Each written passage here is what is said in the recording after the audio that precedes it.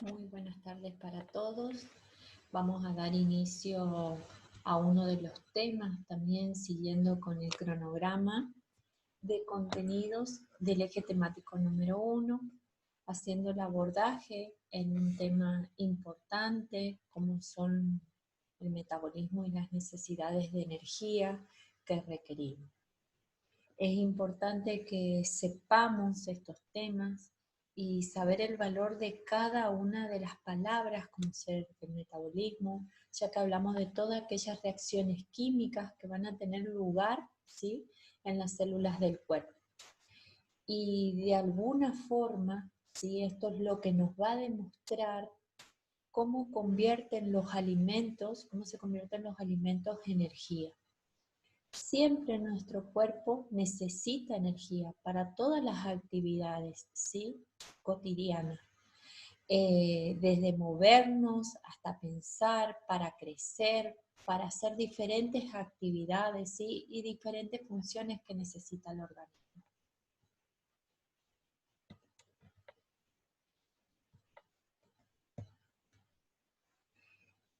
Dentro del objetivo de nuestra clase es reconocer los procesos metabólicos que implican la obtención de energía a partir de los alimentos. Estas conjunciones son muy importantes ya que vamos a ver que actúan en los diferentes procesos, ¿sí?, que nosotros como enfermeros debemos valorar, conocer, ¿sí?, a la hora de saber cuál es la incorporación normal o cuáles son los requerimientos necesarios que tiene que tener la persona sana o enferma. Por lo tanto, definimos metabolismo al conjunto de reacciones por medio de las cuales el organismo obtiene y gasta la energía de los alimentos o de los depósitos corporales, ¿sí?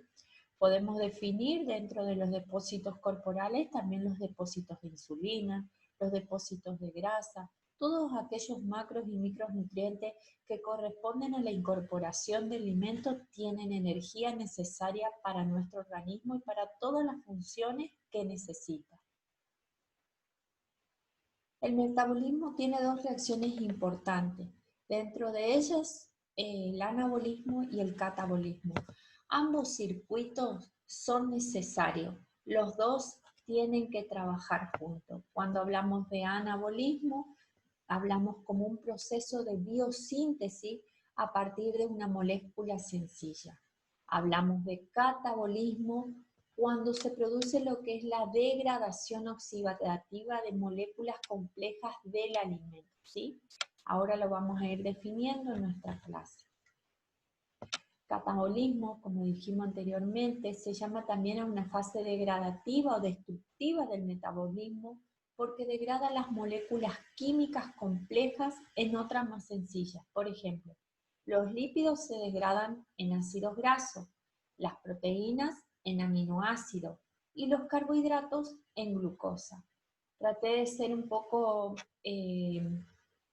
más específica con respecto a estos ejemplos y no olvidar cómo se degradan, cómo pasa, cómo se transforma, cómo se degradan, ¿sí?, estas moléculas complejas a moléculas más sencillas. Parte de lo que se degradó siempre se expulsa por los pulmones, por la piel, por los riñones, por los intestinos, y otra parte de estos son almacenados como ATP, ¿sí?, que es el trifosfato de adenosina, que es la principal fuente de energía de una célula.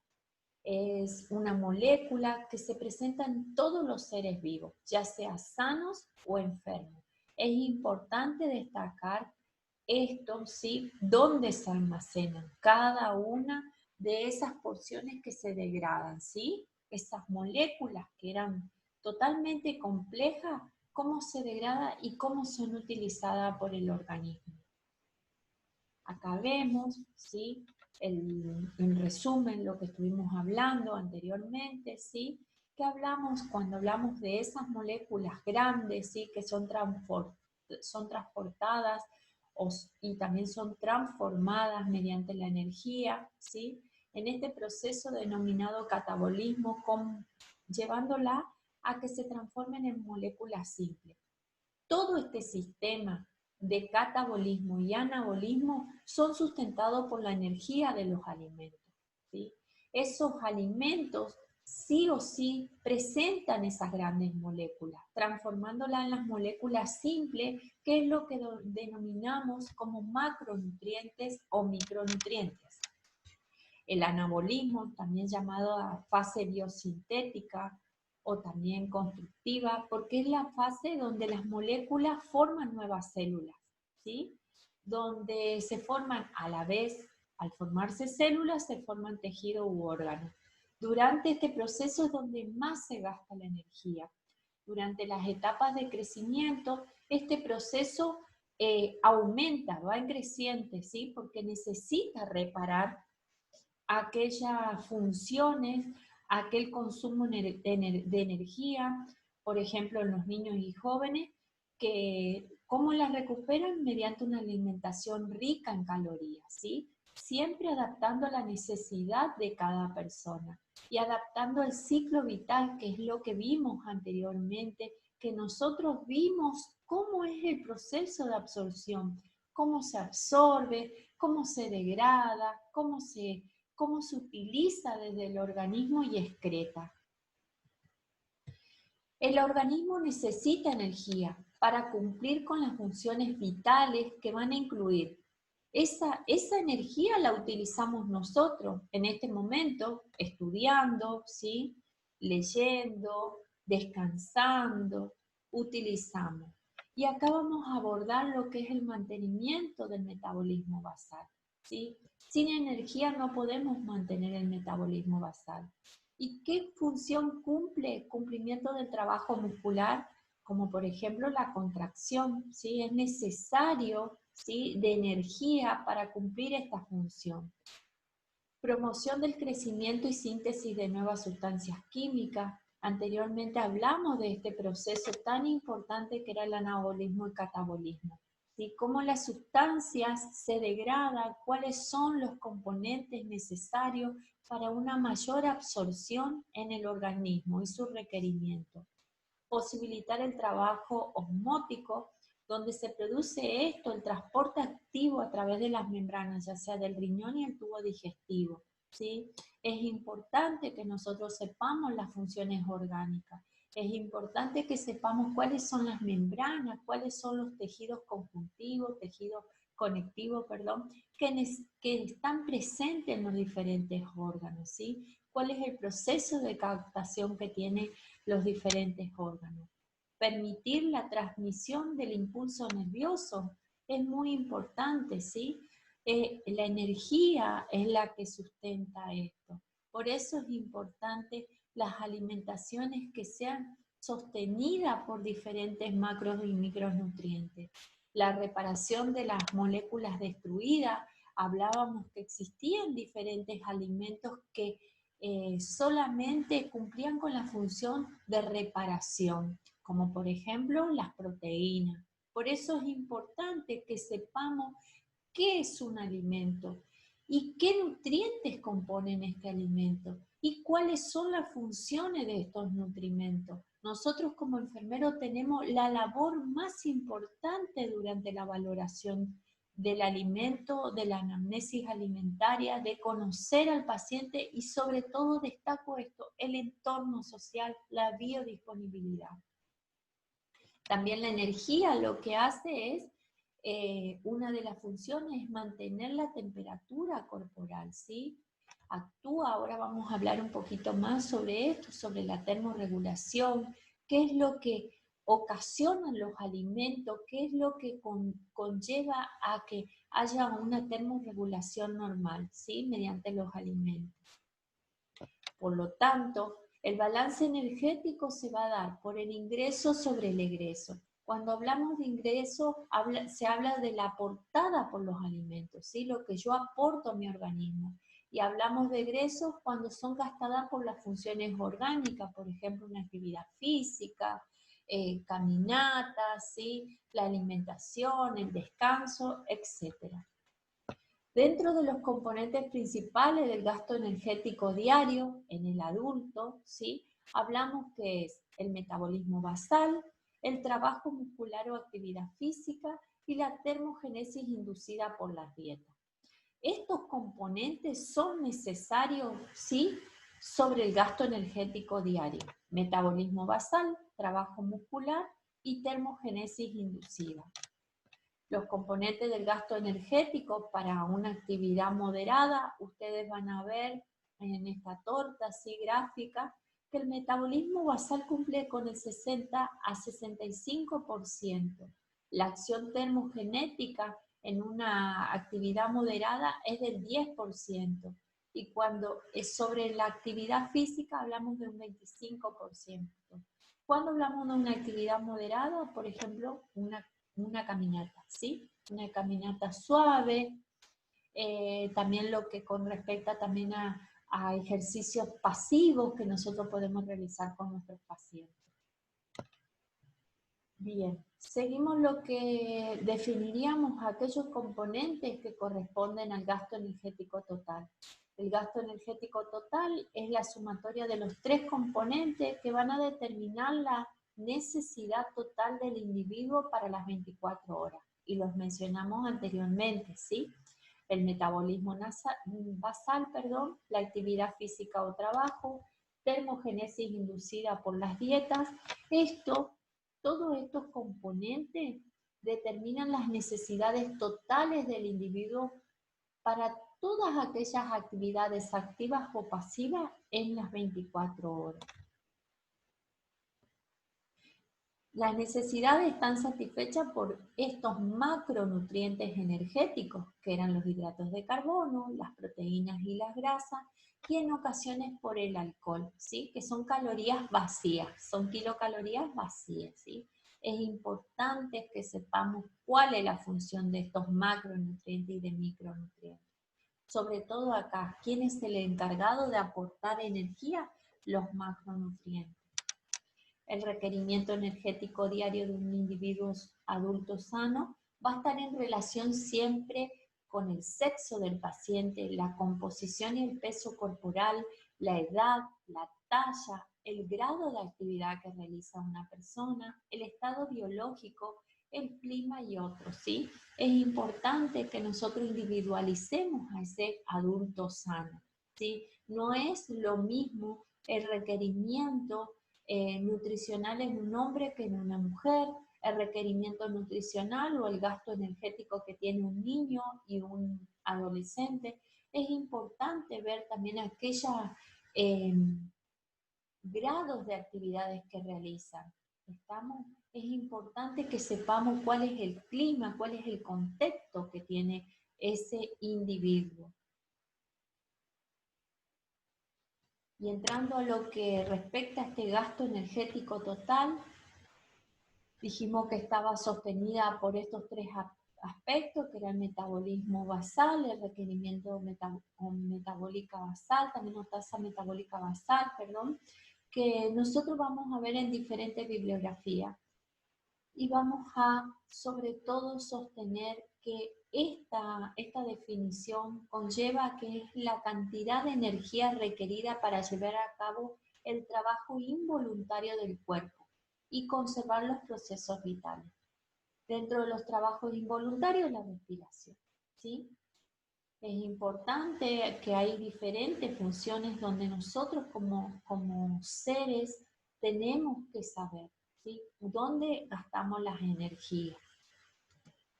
Es relativamente constante incluso las actividades funcionales, ¿sí?, como por ejemplo la del cerebro, la del corazón, la del hígado, con respecto a la función que había mencionado anteriormente, en lo que respecta a los pulmones a la respiración, ¿sí?, los riñones a la micción, ¿sí?, la síntesis de constituyentes orgánicos, el mantenimiento iónico intra y extracelular, el intercambio y los mecanismos de bombeo de iones a nivel orgánico.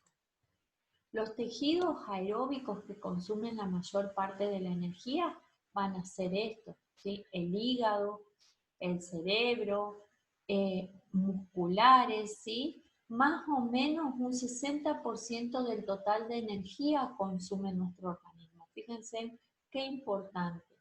Es importante destacar estos sistemas porque estos sistemas van a demostrar dónde es y dónde se utiliza más la energía. El gasto basal no es el gasto mínimo, ya que durante el sueño este va a disminuir, ¿sí? El gasto energético basal guarda relación siempre con la superficie corporal, con la talla, la edad y el sexo. Y el gasto energético basal se va a expresar por kilocalorías por metro cuadrado de superficie por hora. Esta es la fórmula, sí, que nosotros la vamos a ver en las diferentes, en su mayoría en las anamnesis. ¿Cómo se va a expresar este gasto energético basal? Mediante esta expresión, que son los kilocalorías por metro cuadrado de superficie por hora. Estas definiciones que hablamos anteriormente se ven modificadas por diferentes factores en el metabolismo basal. Una de ellas es la termogénesis inducida por la dieta, que se refiere al aumento del gasto energético que tiene lugar varias horas post ingesta de una comida, ¿sí? Aquellos requerimientos que quedaron y aquellos requerimientos que el organismo empieza a utilizar como depósito. La ingestión de cualquier macronutriente, como dijimos, hidratos de carbono, proteínas y grasa, van a producir un efecto termogenético. La energía utilizada en la digestión, en el transporte, en el metabolismo y el depósito de los principios nutritivos o nutrientes conllevan a que a esto, a la incorporación de esos macronutrientes y a la funcionalidad que le demos. Para una dieta mixta se estima que un valor del 10% con una distribución armónica de los macronutrientes, ¿sí? La incorporación, cuando hablamos de una dieta mixta, sosteníamos esto de las leyes de alimentación, ¿sí? Que el alimento debía ser de calidad, de cantidad, que la alimentación debía ser armónica, inocua, ¿sí? Y que tenía que estar sostenido por esto, porque el alimento sea sustentable, ¿sí? Que sea de alguna forma que el paciente o la persona normal, ¿sí? Sin internación, hablo de una persona sin internación, que le guste, que tenga apetito, ¿sí? Y como tercero es la actividad física o trabajo muscular, que la definimos que es el gasto energético necesario para el desarrollo de las diferentes actividades del individuo, ¿sí? Aquellas actividades físicas o trabajo muscular, por ejemplo, levantar una silla, caminar, correr, ¿sí? Subir escaleras. Y dentro del gasto energético adicional, según el tipo de actividad, fíjense acá en este cuadro, ¿sí? En el lado izquierdo marca las actividades y en el lado derecho el porcentaje extra de gasto energético adicional. ¿Cuál es el porcentaje? Cuando la actividad es muy sedentaria, solamente hay un gasto del 30%. Cuando la actividad es sedentaria, un 50%, moderada un 75%, activa un 100%. Todo esto está acorde al nivel de actividad que realicemos, ¿sí?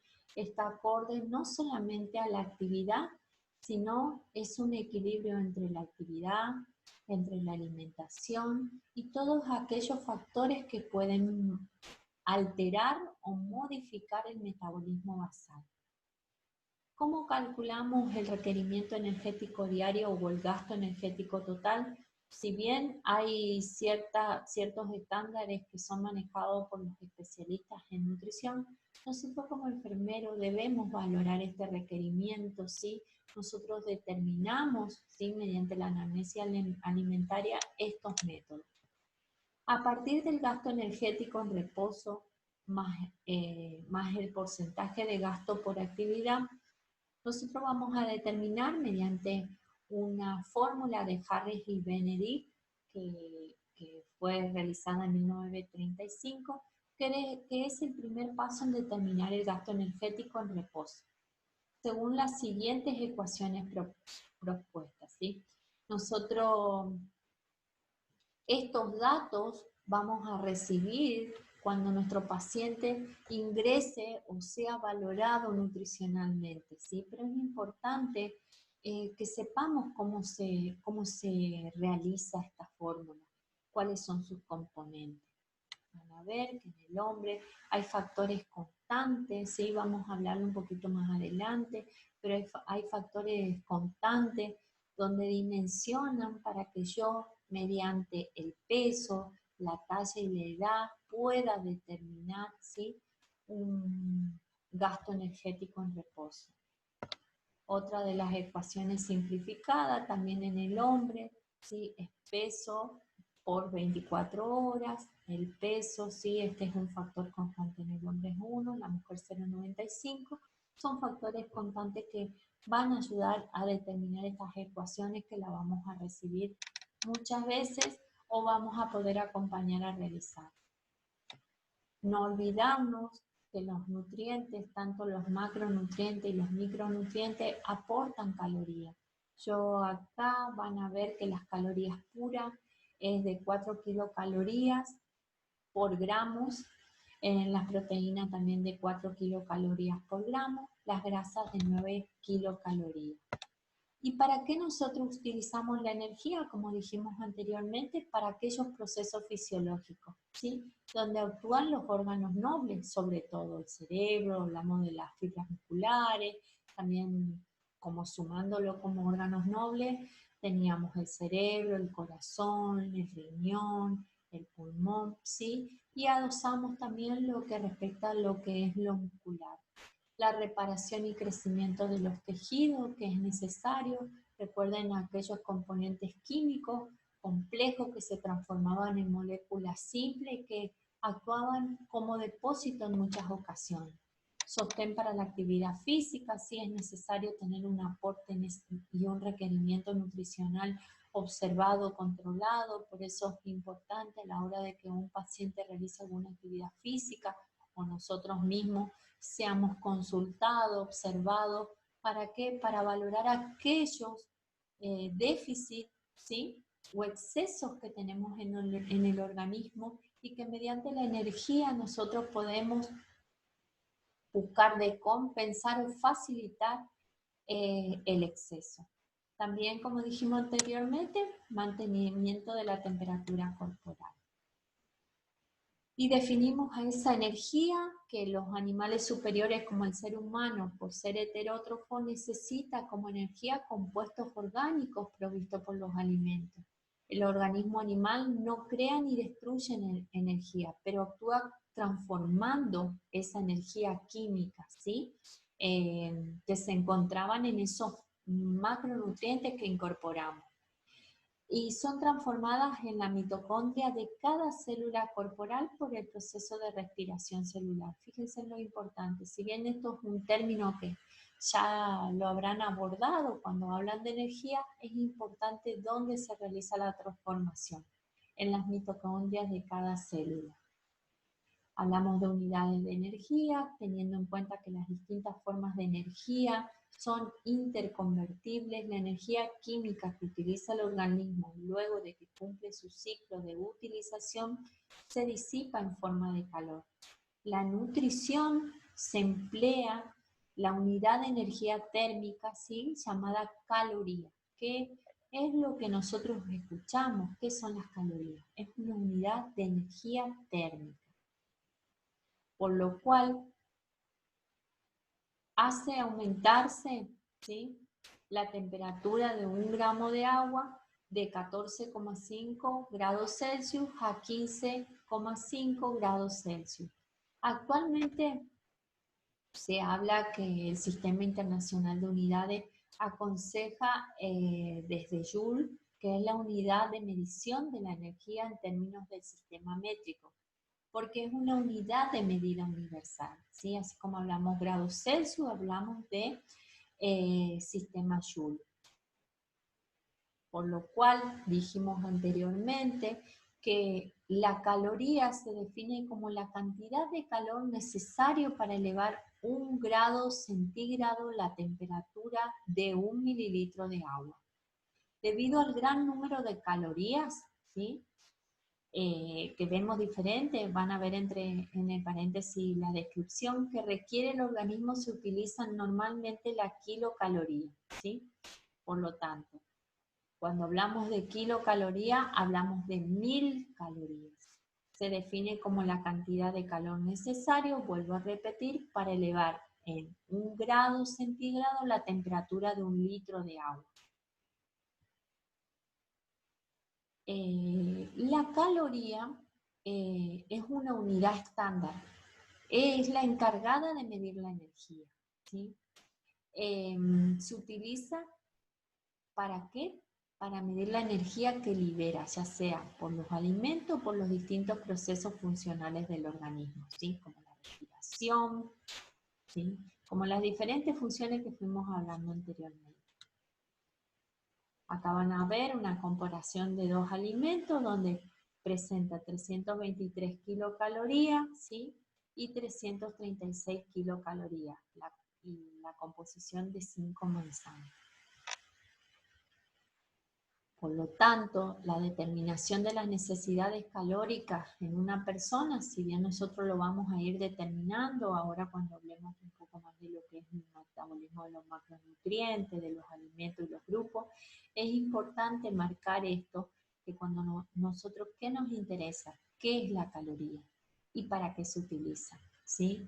Y dentro de las determinaciones de las necesidades calóricas se van a sustentar en la edad del paciente, el sexo, el peso corporal, la talla del paciente, ¿sí? Es importante, el nivel de actividad que realiza.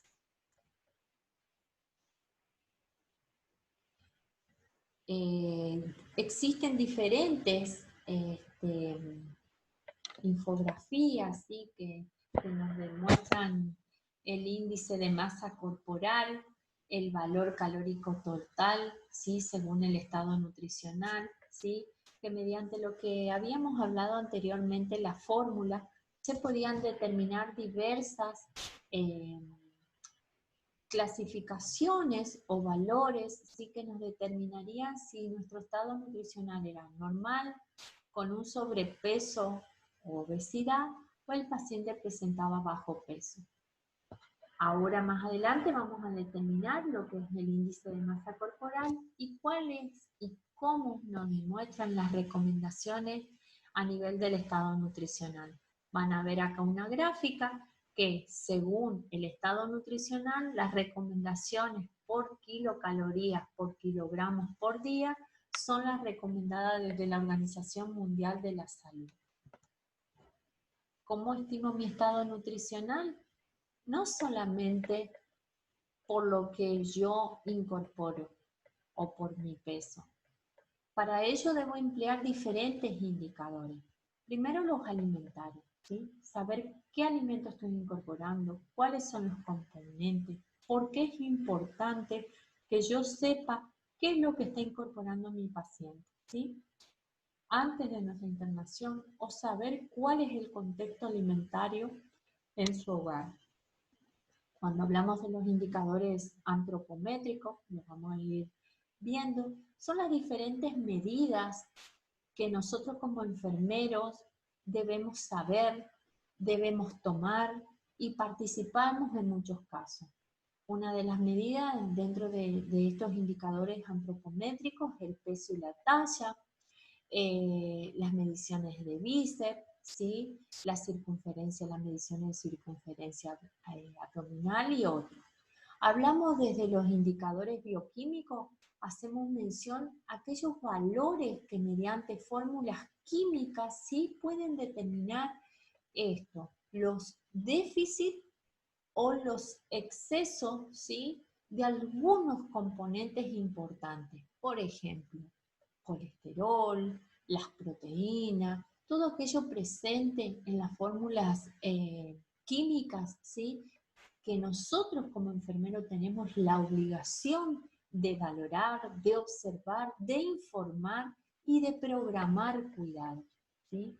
Es muy importante que el enfermero pueda saber y dar lectura a aquellos sistemas de laboratorio, ¿sí? Saber cuáles son los componentes, saber cuáles son los valores, por ejemplo, de una glucemia, saber en qué casos yo tengo injerencia a la hora de valorar e incorporar y relacionar aquella anamnesis alimentaria, ¿sí? O aquellos componentes que alteran la alimentación y la absorción normal. Lo clínico está basado también específicamente en la clínica del paciente, ¿sí? Si hay algún factor de riesgo, si hay una patología antecedente, también valorar esto, la integridad de la piel del paciente, la presencia de piezas dentarias, que también eso conlleva a que modifique el patrón de la alimentación normal, ¿sí?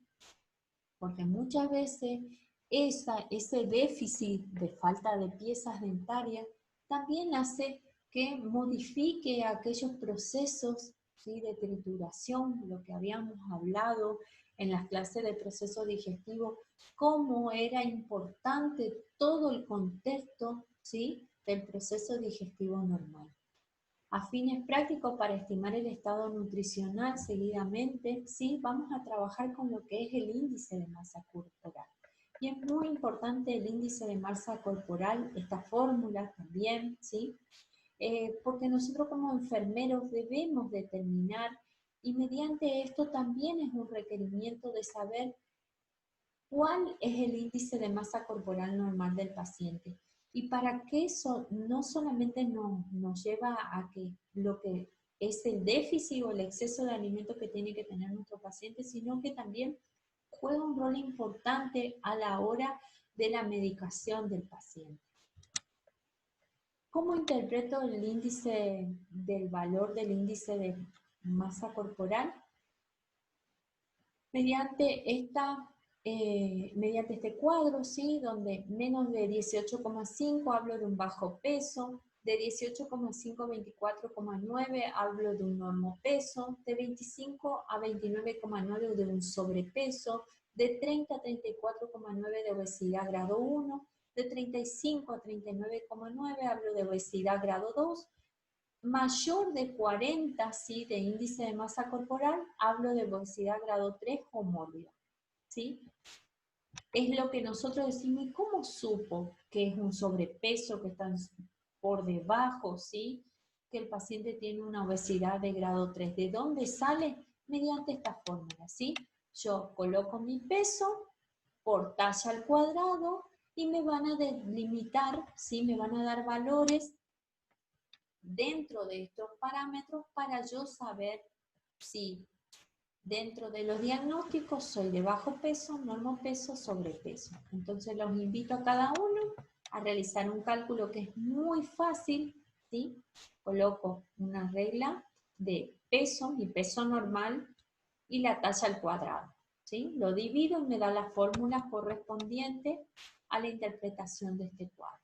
Así que los invito a cada uno a valorarse. Primero empecemos por uno para poder agilizar en este contexto de lo que es la anamnesis alimentaria.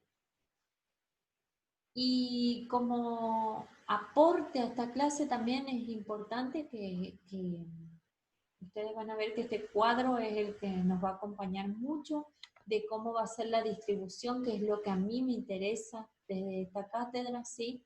Cómo la distribución con respecto a las proteínas, los hidratos de carbono, a las grasas, el porcentaje que conlleva un 100% del requerimiento total que necesita la persona. Y todas aquellas fórmulas desarrolladas que nosotros vamos a hablar, y cuando hablamos de fórmula desarrollada se hincapié a las composiciones orgánicas que tienen los alimentos en cada etapa del ciclo vital. Como bibliografía, ¿sí?, les dejo el abordaje del material bibliográfico, y no obstante quiero dejarles que es importante que nosotros sepamos qué es el metabolismo, qué es la energía, saber que de la energía se encuentra la caloría, saber cuáles son los requerimientos. Cuando hablamos de requerimientos, hablamos de este proceso tan importante que es el anabolismo y el catabolismo. Espero que tengan una muy buena jornada. Nos encontramos en la próxima clase y estoy a su disposición. Muchas gracias.